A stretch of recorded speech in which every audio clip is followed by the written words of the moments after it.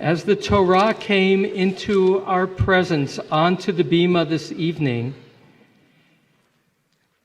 our Baalat Tfilah, Amy Robinson-Katz, and the wonderful choir that uplifts and fills the room with song, chanted from Psalm 34. Who is the person who desires life? Miha'ish chafetz chayim, and loves many days, that he or she may see good. Keep your tongue from evil and your lips from speaking guile. Depart from evil and do good. Seek peace and pursue it. The Kol Nidre that we shared focused on speech, the power of our words. Proverbs says, Mavet v'chayim biyad lashon. Death and life are in the hand of the tongue. It's a funny expression, biyad lashon, in the hand of the tongue. It's to say, perhaps, that our tongues are also an extension and lead to action.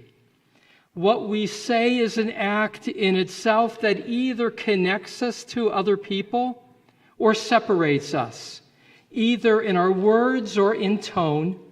Our words are powerful.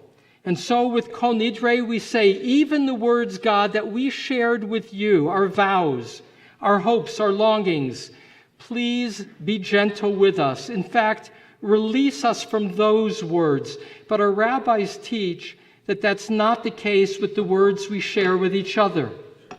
There, if we've hurt somebody's feelings, we are obligated during these days of repentance to ask that person for forgiveness. There's a story told of a young prince. He was very proud of himself often. And his father came along and saw that he had all these arrows in the wall. And around the arrows was a circle. His father was so pleased. He said, I can't believe it, son. Every arrow that you shoot is a bullseye. How do you do it? And his son, without missing a beat, said, it's very simple, Dad. I shoot the arrow first, and then I draw the circles. There are two kinds of archers. The Maggid of Dubno, Rabbi Jacob Krantz of Vilna. And tomorrow I'll talk about Vilna and Lithuania and Poland.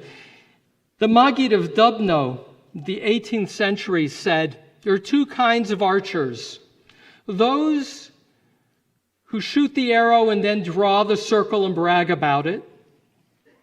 And those who indeed develop a skill that requires practice, attention to detail, mindfulness, and awareness that at the point of release is a trajectory that can, in a little movement, move an arrow off to the side or toward its target.